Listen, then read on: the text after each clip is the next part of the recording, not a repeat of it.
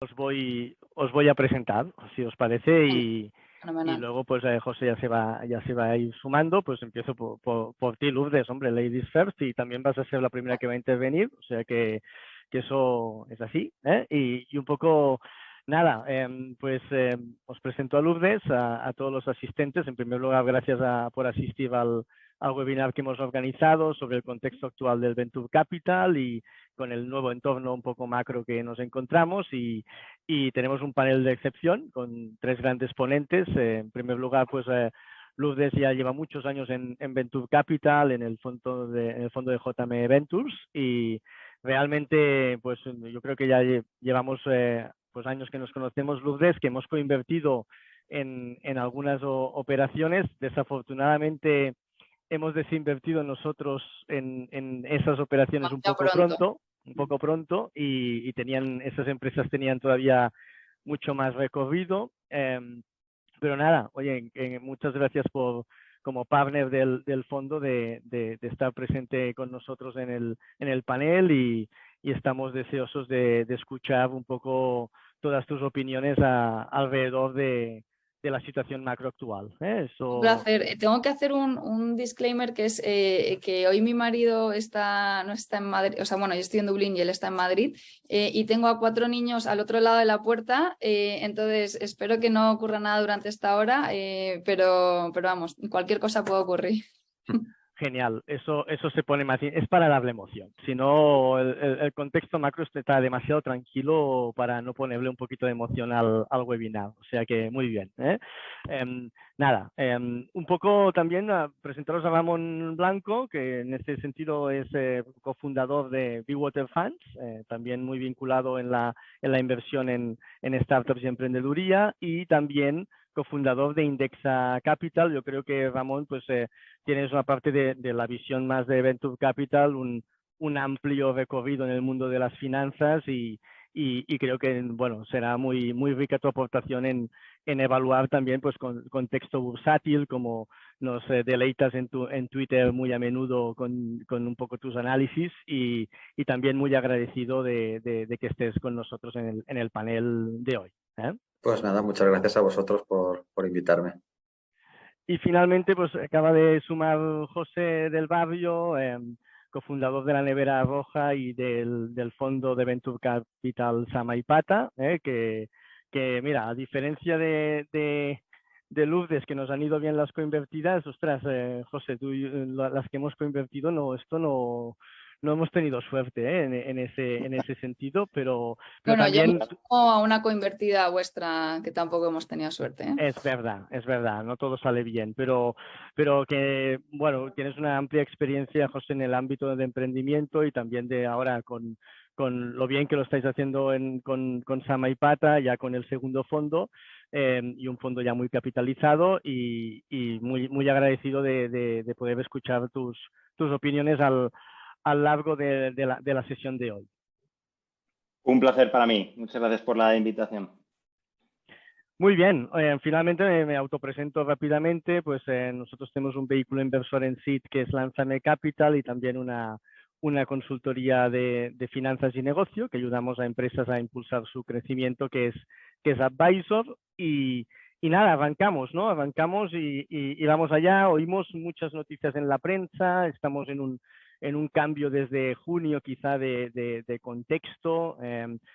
Bueno, todos ya estamos bombardeados, ¿no? Desde lo que sería la situación, la guerra de Ucrania, la situación de inflacionaria, la subida de los tipos de interés. Un poco hemos visto que veníamos de máximos de inversión en capital riesgo en 2021 y primer semestre de 2022, y parece pues que con el nuevo contexto pues hay se ralentiza un poco la inversión en capital privado, baja un poco los volúmenes, como estamos observando actualmente. Quizá el mes anterior se ve un poco distorsionado por la ronda que ha hecho Factorial, que es una ronda pues muy, muy importante, pero que en ese aspecto pues vemos un cierto posicionamiento de algunos ventures de wait and see, de ver un poco la situación. LPs que invierten en fondos quizá pues ven otros asset class también como una opción en el contexto actual. Y nada, un poco queríamos transmitir al emprendimiento, vosotros que sois fondos, que estáis capitalizados, que estáis en fase de inversión, pues un poco cómo va a afectar o cómo veis que puede afectar en vuestras tesis de inversión, si hay modificación en ese sentido, si vais a cambiar el plan que teníais, si vais a cambiar un poco a proyectos que sean más rentables o que tengan una lógica de eficiencia en capital, aunque los tres sois fondos que siempre habéis tenido una racional en ese sentido clara. Un poco cómo veis el contexto macro lo oímos, pero desde el micro, desde lo que sería la inversión actualmente desde el terreno, ¿veis grandes cambios? Primeras impresiones, Lourdes, ¿cómo lo ves Venga, me mojo. el contexto Además, actual? yo creo que realmente sí que va a haber debate, porque creo que la forma en la que piensa un VC es distinta a la que a lo mejor puede pensar Ramón, que está más, yo creo que más aterrizada a la tierra, a lo mejor. A ver, yo como lo veo, creo que dentro del Venture Capital cambia completamente según la etapa de inversión, ¿no? O sea, creo que esto afecta completamente distinto a los fondos SEED, donde nos encontramos nosotros, que los fondos de serie B y que los fondos pre-IPO. Y nosotros lo vemos dentro de nuestro portfolio. Entonces, en lo que es en nuestra actividad inversora del día a día de fondos SEED, la teoría nos dice pues que tendría que haber habido una bajada de precios, que nosotros somos acíclicos, entonces pues las inversiones que hagamos ahora las vamos a ver dentro de los próximos 7 años y que, pues, que nos hubiera beneficiado quizás entre comillas un poco. Pero lo que nos estamos encontrando nosotros en la realidad es que hay, en etapa SEED en España hay muchísima liquidez, hay muchísimo dinero en el mercado y lejos de haber menos rondas a menor valoración, yo no noto absolutamente ninguna diferencia con hace un año, con el ritmo de inversión nuestro y con la competencia que encontramos en los deals, ¿no? Sino al contrario, vamos, vemos deals que son una absoluta locura y que siguen sucediendo porque hay mucha competencia para invertir. Dentro de nuestro portfolio, ¿qué vemos? Pues en compañías... al final es como todo, las compañías que lo hacen bien les va a seguir yendo bien, ¿no? Cómo de bien, eso ya cambia, pero sí que estamos notando que las compañías que crecen más lento, pues les está costando muchísimo levantar capital y todas están optando por Venture Debt. Entonces el mensaje un poco es, oye, vamos a extender el runway y vamos a intentar la ronda más adelante porque ahora no vamos a tener el mismo éxito que tendríamos hace un año. En compañías tenemos una compañía que está en proceso de IPO y lo ha frenado por completo. Y tenemos compañías, las compañías que están quemando mucha caja, pues ahí sí que ha cambiado por completo la mentalidad y se está pasando a un... al menos nuestro mensaje, y aquí yo creo que es donde se puede generar más debate, no es tenéis que ser rentables, sino mi mensaje personal es no puedes dejar de crecer, porque en Venture Capital si dejas de crecer se te acaban las posibilidades de financiación, pero tienes que demostrar que tienes un modelo de negocio sostenible, ¿no? Entonces, busca tu modelo de negocio sostenible y en base a ese ya ponte a quemar caja para detectar las palancas de crecimiento, ¿no? Total, que estamos viendo que en función de la etapa de la compañía está afectando de formas muy distintas.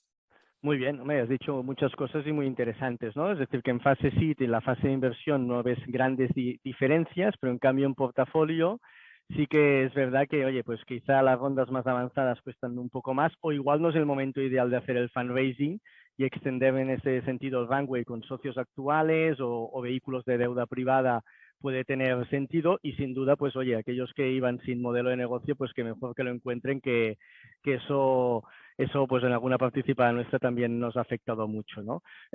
Muy bien, interesante. Un poco, Ramón, es verdad que quizá tendrá una visión diferente. Pasamos a José en ese sentido para seguir un poco con tu razonamiento. José, ¿cómo ves el contexto actual?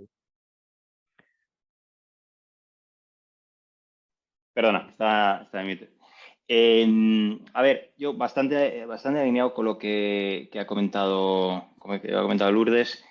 Hay que diferenciar mucho por etapa y tipo de modelo, ¿no? Yo creo que lo que es indudable es que a partir de finales del año pasado el mercado ha dado un giro grande hacia la rentabilidad y la eficiencia en el capital y ha dado la espalda a lo que es el crecimiento a toda costa. Eso es un hecho. Ya ha pasado en todas las etapas. Ahora, En algunas etapas, cuanto más tardías, esto ha sido mucho más pronunciado. Según te vas yendo a más early stage, donde el horizonte de inversión nuestro, de inversores early, excede ampliamente el ciclo económico, pues no hay tantísima correlación, porque nosotros estamos al final invirtiendo a 10 años, y en 10 años te puede pillar 1 o 2 ciclos o lo que sean. Entonces, ahí es importante diferenciar esto, ¿no? Y luego yo creo que hay probablemente una idea que a nosotros nos gusta repetir bastante, que es que hay que diferenciar el impacto, por un lado lo que hablábamos por etapa, ¿no? Por otro lado lo que hablamos de el tipo de modelo de negocio. Hay modelos de negocio que son normalmente mucho más intensivos en capital, otros que lo son menos, y los que son más intensivos de capital por naturaleza, pues porque hay mucha inversión en marketing, porque tienen los márgenes ajustados, la razón que sea, esos van a sufrir más, ¿no? Pero luego hay otra idea que a mí me gusta hablar muchas veces y que le hago un paralelismo. Cuando fundamos la Neva Roja el primer año, en 2011, me acuerdo que mucha gente nos decía, ¿os acordáis? En aquel momento España acababa de hacer lo que llamaban el double dip, que es, había entrado en recesión, había salido de recesión y volvía otra vez a recesión. Y justo ese mes decidimos dejar nuestros trabajos y lanzar la Neva Roja. Y mucha gente nos decía, ostras, estáis locos ahora, o vais a lanzar. Entonces, había una discusión sobre, oye, pero es que está el país en recesión, ¿no? Entonces, como está el país en recesión, en lugar de crecer al 2, 3, 4, va a decrecer al 2, 3, 4, y el mercado de la comida a domicilio va a crecer, en lugar de al 2, 3, 4, más o menos 5, al menos 2, 3, 4 de nuevo, ¿no? Entonces, lo que yo decía a ella, pero es que nuestro mercado, que es la parte online, va a seguir creciendo a triple dígito. Va a seguir creciendo al 100%, 200%. Entonces, no tiene tanto una correlación con el nivel macro de las cosas, si quieres, como puede tener, digamos, la economía tradicional. Por eso creo que es muy importante diferenciar lo que es el impacto a nivel de negocio de esta situación que estamos viviendo del impacto a nivel de financiación.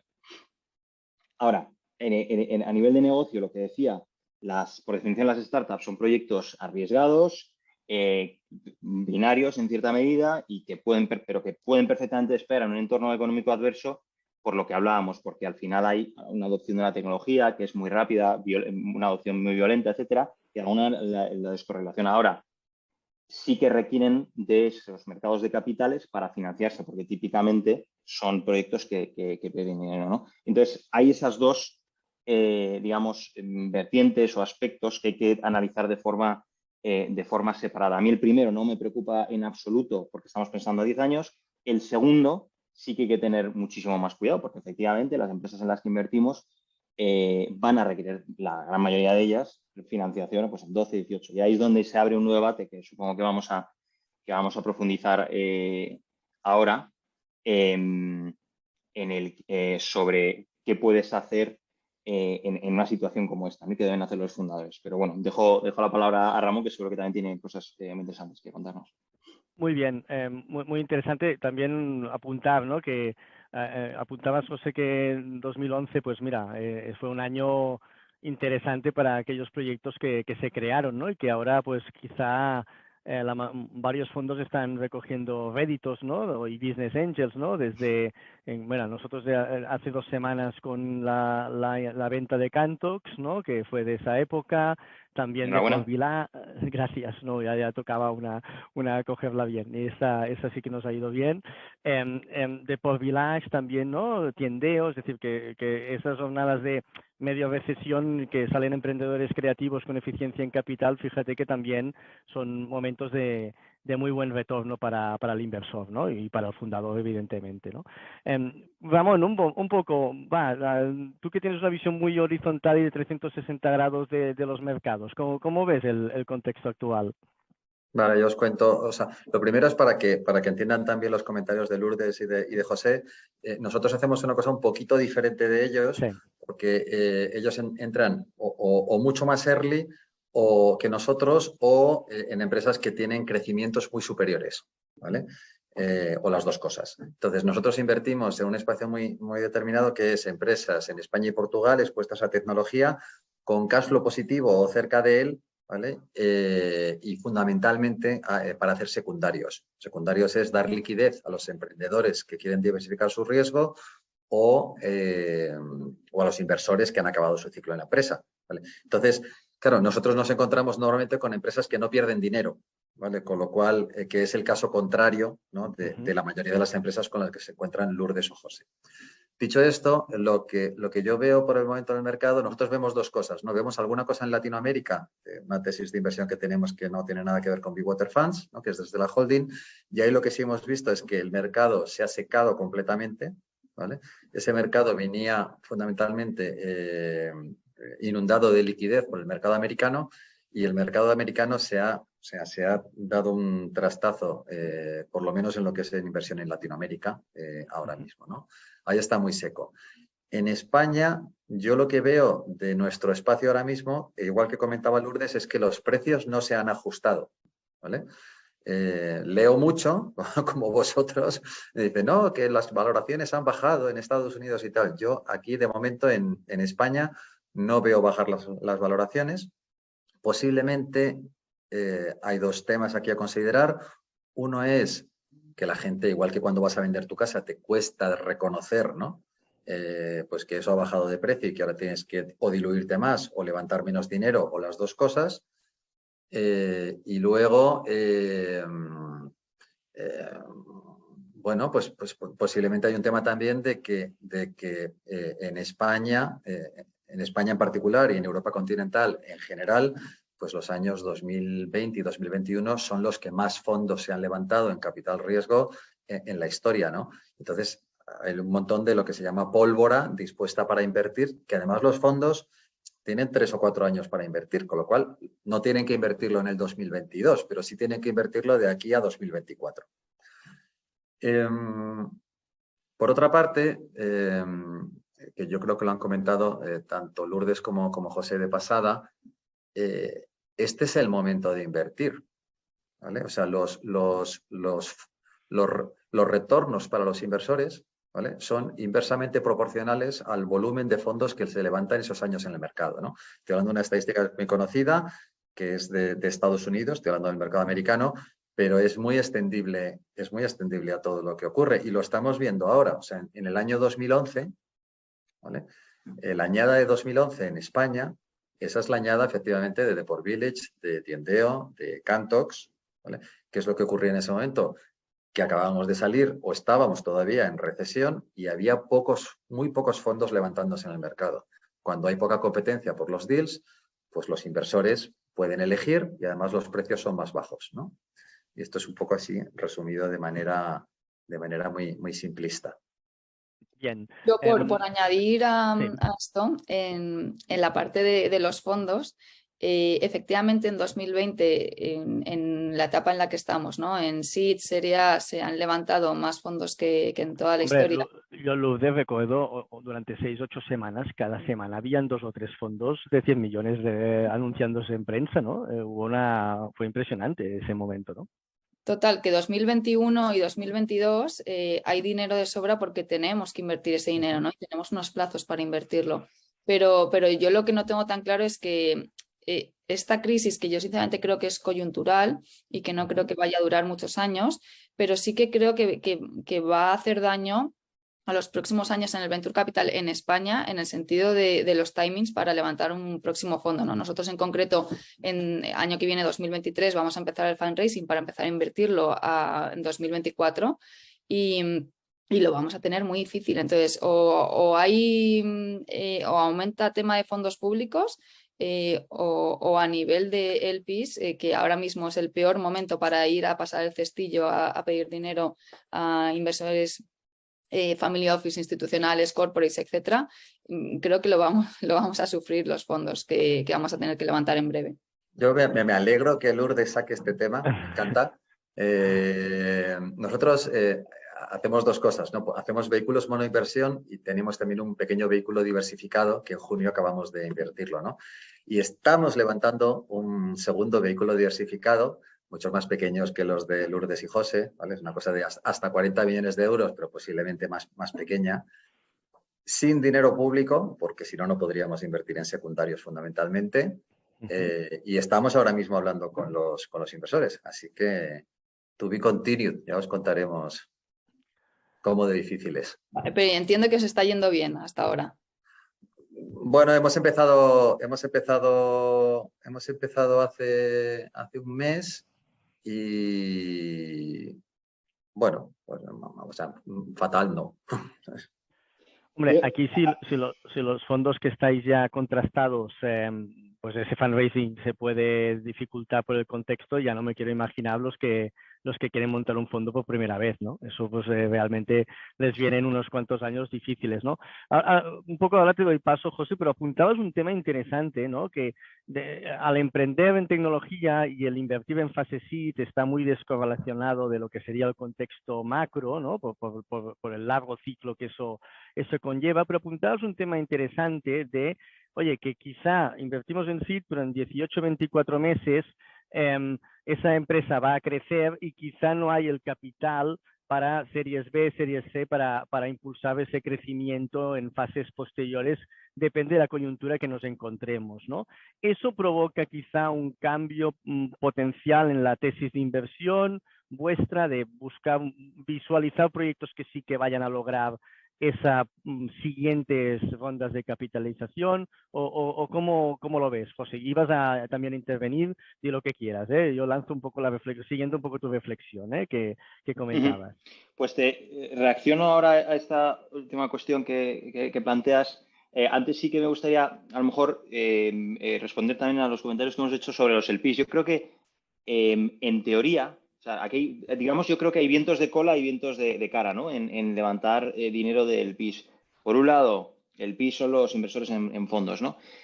Entonces, hay un viento de cara, si quieres, un efecto negativo que tiene que ver con, sobre todo los grandes fondos institucionales, fondos de fondos y fondos de pensiones. Este tipo de inversores normalmente tienen ¿cómo se diría? Un porcentaje de sus activos en total dedicados a diferentes clases de activo. Entonces, si de repente pongamos que tenía una exposición a renta variable del 40%, 50%, lo que fuera, y de repente esa parte les ha caído, pues que llevamos un 30% a día de hoy o lo que sea en este año, pues de golpe lo que tenían aparcado, si quieres, o asignado a diferentes clases de activo, en esta caso puede ser el venture capital, pues automáticamente pueden estar incluso sobreexpuestos. Entonces, a lo mejor el año pasado hicieron una serie de commitments, este año dicen, uy, voy a frenar porque, joder, se me ha ido. Y eso puede ser un efecto negativo, pero luego tienes una serie de otro efecto negativo, eso, y si veo que la economía va muy mal, pues a lo mejor te puedes volver más pesimista, menos agresivo, etcétera. Eso lo entiendo. Ahora, también están los datos, y los datos, como comentaba Ramón, también, lo decía desde otro ángulo, pero que está muy relacionado, es las mejores añadas de los fondos de Venture Capital son justamente las añadas que coinciden con las crisis, y esto pasa también con Private Equity. Entonces, a estar al inversor más sofisticado, más si quieres, racional, que no esté sobreexpuesto, que diga, oye, este es el momento de hacer este tipo de inversiones. Si me creo es que estos son tendencias estructurales a largo plazo y que, como decíamos, el horizonte temporal de 10 años no me debe afectar el ciclo económico, estas son las añadas buenas, ¿no? Y luego hay otro tema también, que los inversores profesionales tienen que tener una cierta diversificación de añadas. Ellos mismos diversifican y quieren invertir en un cierto dinero en la añada del 16, otro del 19, y pues aquí lo mismo 2021 no tendría mucho sentido tampoco decir, oye, pues estas dos añadas no tenemos nada, porque estaría penalizando su diversificación temporal, ¿no? Entonces, hay efectos positivos y negativos. A mí no me queda del todo claro. Nosotros a día de hoy acabamos de cerrar el Fondo 2 y no estamos, digamos, bueno, yo siempre digo que llevo 12 años haciendo fundraising, pero digamos, haciendo fundraising de forma tan activa.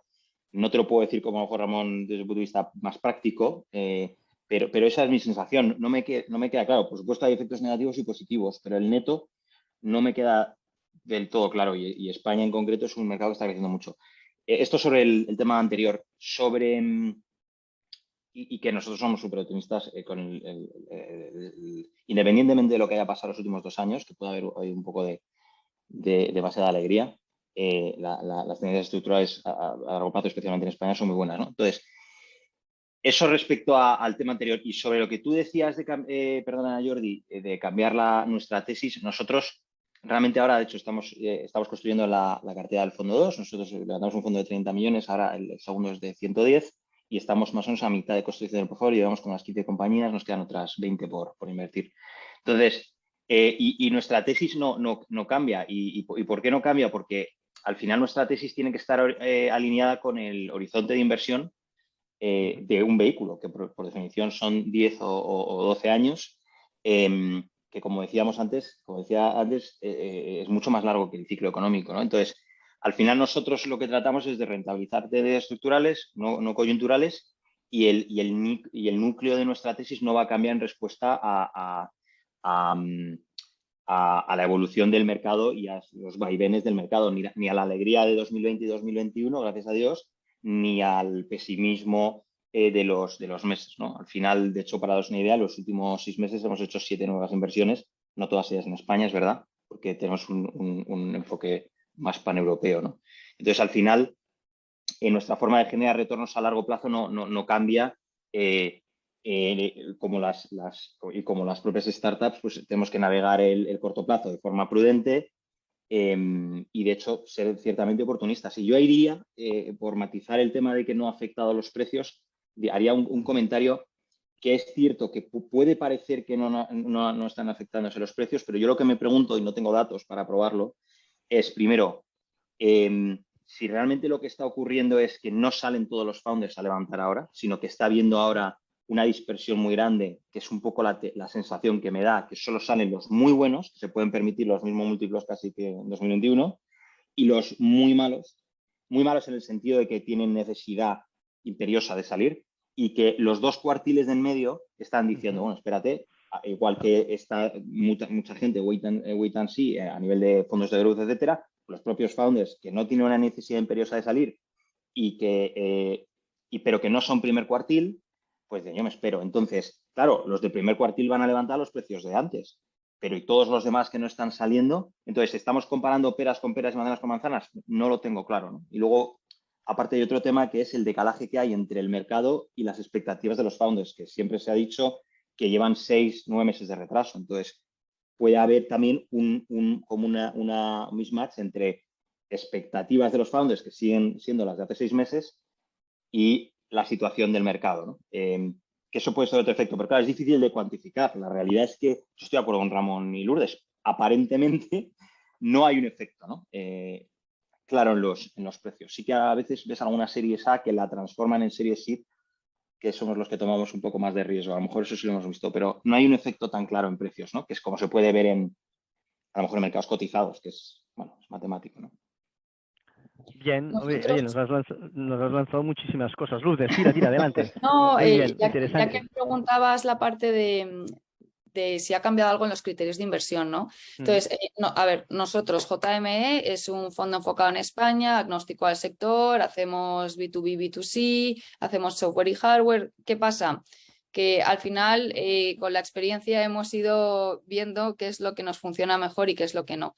Entonces, no sé si es justo cambio de criterio a raíz de esta circunstancia o es algo que hemos ido viendo con el tiempo, que yo creo que es más lo segundo, pero ha coincidido con ahora. Nosotros todas nuestras inversiones B2C app, que hemos hecho muchas, hemos hecho en travel, en red social, en salud, en modelo de suscripción, tenemos varias inversiones en B2C app, todas nos han ido mal. No, tengo una excepción. Entonces, algo que vemos es, oye, son modelos muy intensivos en capital, que cuesta muchísimo monetizar cuando es un modelo vía app, que te cuesta muchísimo captar y retener al usuario. Tal. Entonces, en un entorno en el que estamos ahora, ¿no? Si no demuestras una vía de monetización viable, no vas a levantar de ningún modo. Nosotros estamos restringiendo, vemos alguna B2C app que nos parece interesante, pero estamos prácticamente restringiéndolo. O sea que sí que nos está afectando en la forma en la que estamos eligiendo las compañías. En cambio, vemos que el B2B SaaS en nuestro portfolio, que eso de nuevo, o sea, es una muestra muy pequeña respecto a lo que es el mercado, ¿no? Pero en nuestra experiencia, que lo tenemos bastante diversificado porque tenemos ya casi 60 compañías, el B2C SaaS se comporta de una forma mucho más estable. Y tienes más margen de maniobra que en otro caso. Bien, bueno, para resumir un poco todo lo que habéis comentado, que son muchas cosas, ¿no? Y muy interesantes. Claro, quizá, pues no vemos un efecto de valoración muy interesante en la aportación de José, ¿no? Porque Oye, pues los que tienen necesidad imperiosa de fundraising y no tienen quizá la métrica salen a pecho descubierto, ¿no? Hay que levantar sí o sí y estos quizá lo van a tener complicado en el contexto actual. Los muy buenos, como hemos visto la ronda Factorial con múltiplos de hace pues meses atrás, pues no hay problema, allá tiran. Y unos que dicen, este contexto no es interesante, me espero. Eso quizá explicaría.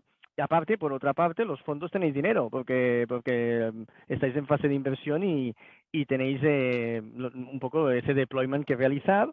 Algunos cambiaréis la tesis, otros no. Mira, veíamos dos visiones ahora un poco distintas. Quizá eso explicaría que no veamos grandes efectos diferentes en valoración, pero por eso los volúmenes bajen un punto, ¿no? Porque ese cuartil 2, cuartil 3 se espera y dice, no salgo a mercado. Quizá un poco en ese aspecto, al haber menos deals en el mercado y haber dinero por parte vuestra en fase de inversión, no sé, quizá a medio plazo las valoraciones por una parte bajan por el contexto, por otra parte suben porque la oferta de fundraising de startups es menor. ¿Cómo veis un poco el horizonte a 18 meses? Y luego nos pondremos en el papel un poco del emprendedor, ¿eh? También intentaba entender qué tienen que hacer esos emprendedores, ¿no? Pero ¿cómo veis el transcurso de los 18 o 24 meses próximos? ¿Veis cierta claridad en ese aspecto? ¿Cómo lo visualizáis? Va, Ramón, quizá ahora te toca a ti. ¿Cómo lo ves? Bueno, esto es casi tener Bola la de bola de cristal, ¿eh? cristal, ¿no? Sí, sí. Pero si yo tuviera que apostar, lo que diría es que poco a poco, lo ha mencionado José, creo, poco a poco la gente se irá dando de bruces con la realidad, los emprendedores, ¿no? Y entonces lo que ocurrirá es que las valoraciones irán bajando, se irán acomodando a un nuevo escenario. Y posiblemente lo que ocurra es que el tamaño de las rondas descienda algo, ¿no? Con el objeto de que tú bajas la valoración, desciendes el tamaño de la ronda, extiendes tu runway y te diluyes menos, ¿no? A lo mejor si yo tuviera que apostar, pero no sé. ¿Sabes? Y aparte esto depende también de que Putin no le pega un bombazo a Letonia y de varias cosas más. Sí, no. Vaya, hicimos varios webinars con fondos durante el COVID y también la pregunta esta era criminal, ¿eh? Oye, ¿qué va a pasar? Y era, yo qué sé, ¿no? El bicho cuándo se va a ir, ¿no? Pues ahora también predecir siempre es muy complicado. Quizá un poco para dar el toque del emprendedor, ¿qué consejos daríais? Es verdad que varía mucho la fase, ¿no? Quizá podríamos un poco distinguir potenciales consejos que veis al emprendedor que está en seed a emprendedores que se enfrentan más ya a fases más de growth a nivel de capitalización, ¿no? ¿Qué consejos le daríais a estas dos visiones, ¿no? Fases más iniciales y fases más de growth. ¿Qué les podríais aportar a nivel de cómo lo encararía, cómo tienen que encarar ese go-to-market del capital? ¿Cómo lo veis? Da un poco de vértigo dar consejos. No sé si os ha llegado la imagen esta de la foto de Halloween, del disfraz de Halloween del VC, ¿no? Que es el VC que te da consejos a todas horas y que, o sea, da vértigo. No somos quien para dar consejos, pero dicho esto, a ver, yo creo que en etapa seed y es súper evidente, pero yo lo que diría es Bootstrap a día de hoy es un plus, al menos para nosotros, ¿no? Haber demostrado que eres capaz con muy pocos recursos de demostrar que tienes un mínimo product market fit y entonces necesitas el dinero para escalarlo. Y qué más, y se me ha ido, no sé. No sé. Bien, Bootstrap claramente pues es un plus y quizá la fase growth, Lourdes, también lo habías comentado un poco antes, ¿no? La fase growth de los que tenéis en cartera, pues allá quizá algún consejo de esperar, de capitalizarse con rondas internas, A ver, BEP. yo una cosa imprescindible que veo es nunca sacrificar el crecimiento, ¿no? Que lo he dicho al principio y sinceramente creo que tanto en etapa seed como en etapa más de growth, el crecimiento sigue siendo imprescindible, ¿no? Entonces, crecer a toda costa no vale, pero hay que crecer at a reasonable price, ¿no? O sea, crecer a un precio razonable. Entonces, ¿qué es razonable? Esto ya es más subjetivo, pero sí que es verdad que en etapas iniciales, pues al menos tienes que crecer a un 100% es como un mínimo, ¿no? Pero yo te diría que casi mínimo un 200%, y en etapas de growth, pues entre un 30 y un 70%. Entonces, conseguir ese crecimiento para mí es una base, y en base a eso ya quemar lo mínimo posible para llegar a ese mínimo que necesitas para crecer, ¿no? Y luego sí, pues muchos de nuestras compañías no, nos han dicho, nos han recomendado que entremos en rentabilidad. Pues es que depende de cada compañía. Si entrar en rentabilidad supone no crecer, pues a lo mejor te estás pegando un tiro en el pie, ¿no? En cambio, puede ser que si consigues entrar en rentabilidad creciendo de forma más decente, pues fenomenal, ¿no? Pero yo, en mi opinión, priorizaría el crecimiento a la rentabilidad, pero con gasto contenido. Bien, muy bien. José, ¿cómo lo ves? Consejos un poco para fase seed y fase más growth a emprendedores. ¿Qué les dirías? Sí, a mí eso, para responder a esta pregunta, me gustaría antes hacer una introducción que es la misma que hago muchas veces en consejos de administración que estamos en startups, y llega algunos inversores como que dan unos serie de consejos como si tuvieran una bola de cristal y lo tuvieran muy claro, ¿no? Y al final yo creo que eso denota falta de entendimiento realmente de cómo funcionan las cosas. Todo está al final ligado. Yo siempre digo, si tuviéramos una respuesta clara a eso y pudiéramos ver el futuro, seríamos todos Warren Buffett directamente. O sea, todos seríamos billonarios. ¿Por qué? Porque al final todo va a estar ligado a mercados de capitales. Al final, a nivel, y esto lo ejemplifico con una anécdota muy clara. El otro día estaba cenando, hace 3 semanas, con un partner de un socio de un fondo muy grande de growth de Estados Unidos que gestionan, creo que eran 6 o 7 mil millones, ¿no? Y decían, el año pasado hicimos 22 deals, entre 50 y 100 millones cada deal. Este año llevamos 0 deals.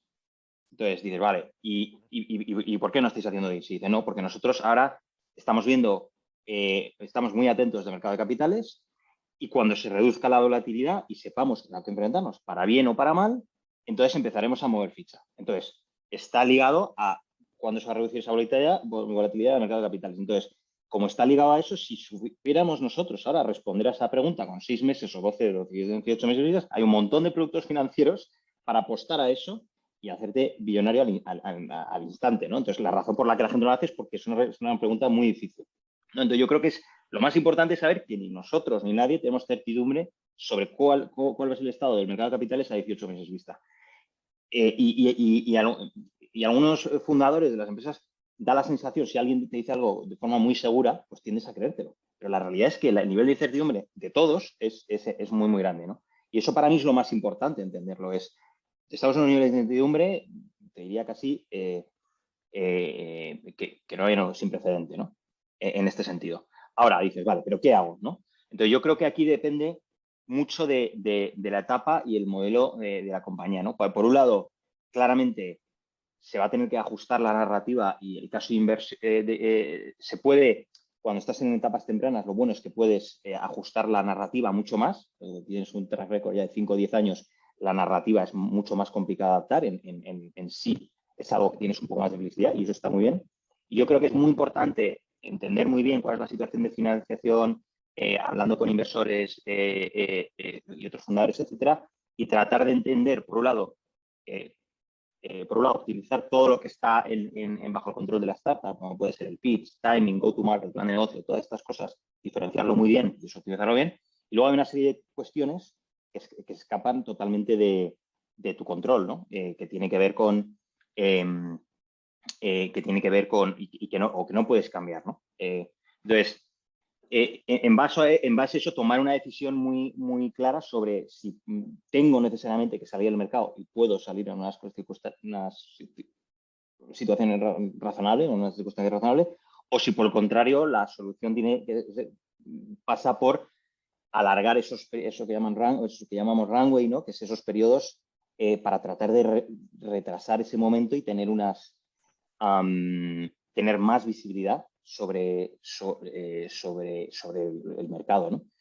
Para mí eso es uno de los temas fundamentales, ¿no? Y dices, oye, sigo creciendo muy rápido, un poco al hilo de lo que decía Lourdes, oye, yo puedo ahora mismo alargar mi rango de 12, 18 meses para intentar ganar certidumbre, llegar a los single milestones, etcétera, etcétera. O por el contrario, es que no me quedan más narices de salir y un poco hacer ese análisis interno de, oye, cuál es la situación del mercado, dónde estoy yo ahora, puedo adaptar la narrativa, ¿no? Para mí eso es muy, muy importante y donde se debe de, y ahí te puedes rodear de gente, con tu consejo, advisors, etcétera, para tratar de optimizar eso, ¿no? Sé que es ciertamente genérico, pero es que la situación de incertidumbre al final no vale, no hay una fórmula para todos, ¿no? En todo caso, siempre, ya sabemos, el mercado da un giro bestial hacia la rentabilidad y donde los unit economics no importaban, ahora de repente a todo el mundo le importan un montón los unit economics, ¿no? Entonces, ese sería mi punto de vista. Bien. Ramón, algo añadir en ese sentido. Bueno, pues, o sea, lo nuestro es, nosotros lo que vemos son empresas en general rentables, entonces si estás en una empresa rentable y creces poco, pues a nosotros sí nos gustan, entonces que por favor que nos llamen, ¿no? Eso es lo que tienen que hacer. Luego, si tienes una empresa rentable, yo creo que es buen momento también, o sea, siempre es buen momento, pero este es especialmente buen momento para diversificar, ¿vale? Para que puedas hacer un secundario y porque ese secundario lo que le va a dar al emprendedor es el poder mirar más a largo plazo, ¿no? Le va a dar tranquilidad para poder mirar a largo plazo. Y por último, fíjate, incluso siendo empresa rentable, es buen momento para levantar capital, ¿vale? Si vas a adquirir un competidor. Es buen momento para consolidar. Bien. Entonces, obviamente va a ser más complicado que los bancos te den dinero que hace un año, ¿vale? O año y medio, pero sí que va a haber compañías, no solo nosotros, ¿no? Sino también otro tipo de compañías, private equities, que te van a financiar para hacer una adquisición y consolidar, ¿vale? Sobre todo si lo que vas a hacer es sinergias de costes. Y una cosa que sí quería recordar es, antes has mencionado mucho o no sé quién lo ha mencionado, creo que Lourdes, el Venture Debt, ¿no? A mí me parece muy bien el instrumento del Venture Debt, me parece un instrumento muy útil, pero la gente debe saber el coste del Venture Debt, ¿vale? Porque normalmente es muy superior, ¿vale? a lo que te venden y a lo que la gente se imagina. Entonces, si la gente quiere pues entender un poco cuál puede ser el coste del Venture Debt, ¿no? Nosotros tenemos un artículo en el blog, en blog Bigwater Funds, ¿no? Se puede buscar en Google, blog Bigwater Funds Venture Debt, que te explica pues un par de casos reales, ¿no? de cuál es el coste real del Venture Debt. No solo el coste, sino el riesgo adicional en el que pone a la compañía, porque en un año tienes que devolver el capital y te cambia la foto, vamos. Sí, es muy interesante el artículo que mencionas, Ramón, y efectivamente tiene un riesgo si no generas caja operativa, pero cogiendo este hilo, quizá en este momento de incertidumbre, donde, oye, pues mira, como el fondo, la gestora o fondo de 7.000 millones que comentaba José, ¿no? Y decir, oye, pues yo me espero que pase toda esta tormenta y a partir de aquí ya veo qué hago. Quizá para los emprendedores es importante diversificar ese pasivo, ¿no? Es decir, que no tan solo la financiación dependa del privado, de parte del privado, pero que quizá hay que hacer un poco de estrategia global, de decir de qué manera tengo más modelo de negocio, genero más caja operativa, pero esa inversión privada pues la puedo apalancar con financiación pública. Tenemos también elementos de revenue-based finance. En este sentido, Lourdes, tenéis como invertida a ritmo, ¿no? Es decir, que hay pues quizá ciertas nuevas metodologías, quizá irse al banco es muy complicado para una startup, depende de cuál o qué línea podrían verlo, pero no es el canal normal, pero quizás sí que hay que ganar runway por pues ajustar ese burn rate, tener modelo, pero también por dar riqueza a ese pasivo con otras fórmulas, ¿no? Es algo que está, no sé, mira, Lourdes, ya que te tengo, quizá el Revenue Based Finance está despuntando en estos momentos gracias al contexto.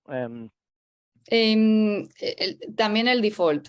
También el default. También el default. Entonces, va todo aparejado, ¿no? En el caso de Revenue Based Finance, no sé en el resto de compañías, pero en la nuestra sí tienes mucha demanda, pero tienes que controlar mucho más que antes cómo das ese dinero, ¿no? Entonces, es complicado. Y luego para el tema de las compañías de alargar el runway, en nuestro caso es que sin duda ya es que ya no solo ya no es las que van bien o las que van mal, ¿no? Prácticamente todas las que están en etapa de serie B, serie C, que tienen más de 10 millones de revenues anuales, están optando por esperarse. Unas porque creen que no van a poder levantar bien en estos momentos y para eso tiras de deuda. Y otras porque creen que pueden maximizar mucho mejor dentro de año y medio, aunque de nuevo, ¿no? Lo que dice José, ninguno tenemos ni idea. Igual dentro de un año estamos incluso peor que lo que estamos ahora. Pero ahora mismo casi todas las nuestras en esa etapa están esperando. Y esto tira, ya no solo Venture Debt, a nosotros las advisors financieros hasta ahora los usamos principalmente para fundraising o para venta. Ahora estamos tirando mucho de ellos para, oye, preséntanos 15, 20 opciones de refinanciar la compañía que no sea con equity, ¿no? Y sí que estamos viendo muchísima oferta de deuda más allá de lo que es Venture Debt. Bien, es decir, que enriquecer el pasivo es algo, una tendencia que estáis viendo como alternativa. ¿Cómo lo veis, José y Ramón, esa parte de buscar otras alternativas de financiación? Desde luego, ahora son mucho más habituales que antes, eso es indudable. Lo que pasa que luego yo creo que hay que utilizarlas con prudencia. Al final, una startup, si no tienes visibilidad de que vayas a tener flujos de caja positivo a largo plazo, como es en muchos de los casos, hay que tratarlo con el tema de la deuda. Yo creo que, no digo que no haya que utilizarlo, simplemente con prudencia, porque a veces sí que hay cierta alegría a tratarlo casi como parte del equity, ¿no? He levantado 10 millones de equity y aparte me han dado 5 de deuda y 15, pues ya, pero ojo, son animales muy diferentes, ¿no? Entonces, yo estoy de acuerdo, todo lo que sea generar opcionalidad es positivo y yo creo que en un entorno actual es muy importante tener estas diferentes cartas y siempre tienes que tener plan A, plan B, plan D, como todo fundador, tienes que tratar de tener hasta plan J, ¿no? Pero primero, lo que decía antes Ramón, asignarle a cada fuente de capital su coste real y sus riesgos reales y luego tratar de optimizar, ¿no? Una estructura ideal, la estructura ideal, ¿no? Yo a lo mejor un consejo que sí que doy últimamente es lo que evitaría es creerme lo que me dicen y no ir y dicen, ¿cómo se dice? ¿Cómo se dice esto de test de waters?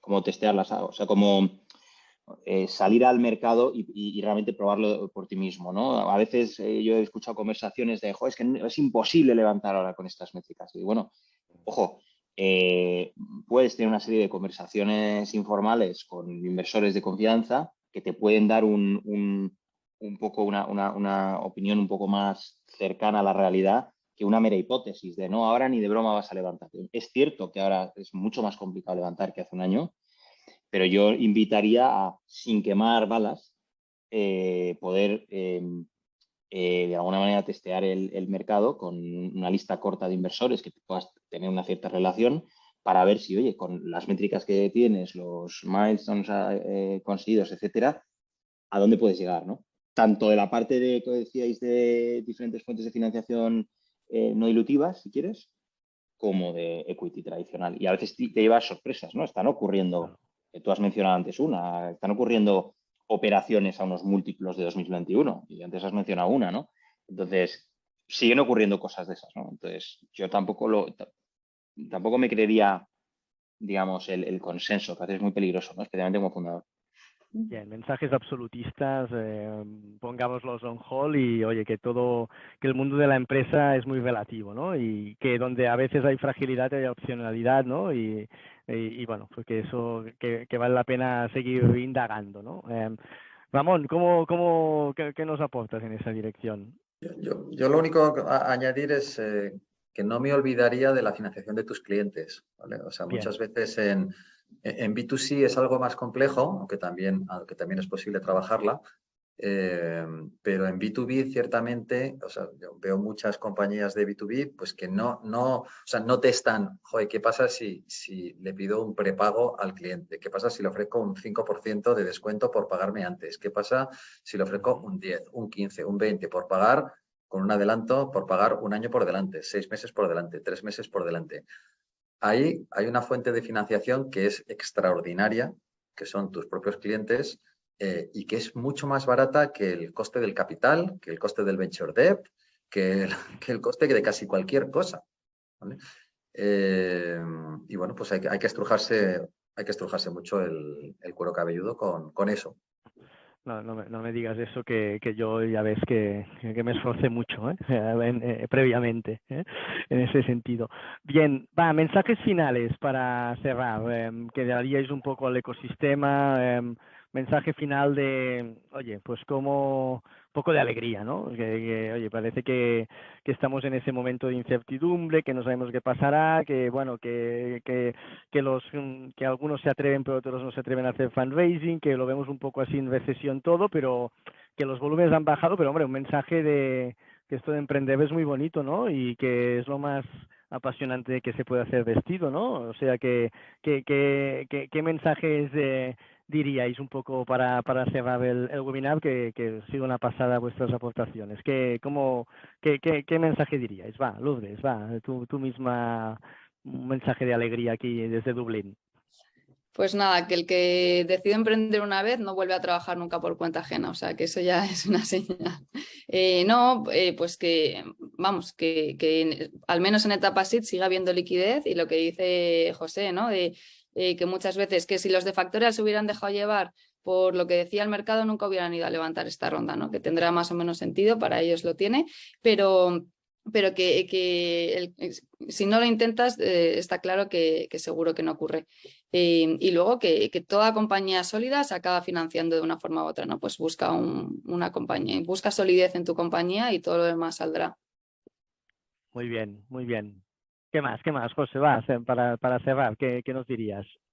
Yo diría que ahora mismo España yo creo que es el lugar adecuado en el momento adecuado. Yo creo que es un buen momento para emprender. Creo que es un ecosistema que está creciendo a toda velocidad, y tiene muchas cosas positivas cuando lo comparas con otros mercados que tienen muchísimo más competencia, que son más maduros, como en Norte Europa, y que yo creo que es un gran lugar para atraer talento, en el que está entrando mucha financiación, que eso siempre hace las cosas mucho más fácil a los fundadores, y que tiene buenas perspectivas. Yo creo que también está trayendo mucha más inversión internacional, y estamos en un momento muy bonito, muy al principio todavía, cuando comparas el nivel de madurez con otros países.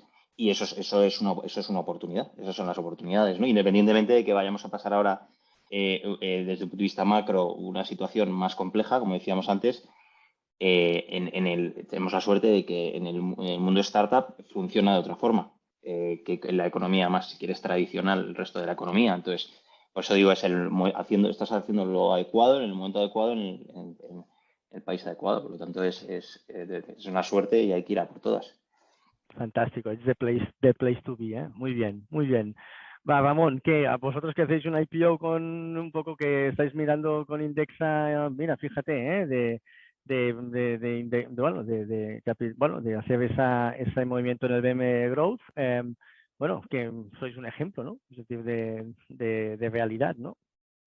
Bueno, ya veremos si somos un ejemplo o no somos un ejemplo. El tiempo lo dirá.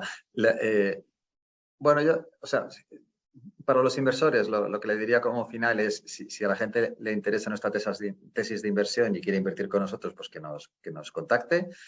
Y para los emprendedores, yo me gustaría dar un dato. Estuve la semana pasada en Estados Unidos, ¿no? Hablando con profesores especializados en Venture Capital, y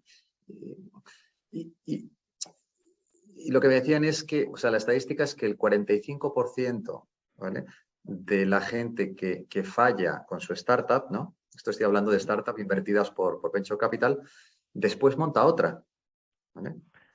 El 45%. O sea que no hay un gran estigma, al menos en Estados Unidos, ¿no? Y yo creo que en España lo hay más, pero está cambiando la cosa, en fallar. Y yo, por ejemplo, valoro mucho que se haya fallado antes, ¿no? Porque de los fallos aprendes muchísimo. Y yo mismo me considero un gran fallador en serie, ¿no? O sea, he tenido muchos fracasos a lo largo de mi vida y, bueno, pues lo que tienes que intentar es que haya más éxitos que fracasos, pero ¿sabes? Desde luego de los que aprendes son de los fracasos, mucho más que de los éxitos. Entonces, dentro de que emprender no es para todo el mundo y que debes saber que lo normal es que te salga mal, pues que también lo normal es que si fallas, pues que no pasa nada, ¿vale? Y que la gente te va a contratar después y que muy posiblemente, ¿vale? Pues los VCs que estamos aquí, pues que aunque hayas fallado en la primera, pues fondeemos la segunda. Será que no fallamos los VCs, ¿eh? O sea que fíjate que los emprendedores tienen mucho margen de maniobra allí. Oye, muchas gracias a los tres. Realmente muy interesante todos los insights que nos llevamos. Ha sido realmente muy chulo, muy espectacular. Lourdes, tus hijos espectaculares también, ¿eh? ¿Verdad? Se han portado, sí. Impresionantes. Es decir, chapó, ¿eh? O sea que todo rodado. Lo dicho, muchas gracias y estamos en contacto, ¿eh? Agradecido José Ramón y Lourdes por esta sesión tan chula. Gracias a vosotros, Jordi, por la invitación. Ha sido un placer. Un abrazo. Hasta luego, Un abrazo. gracias.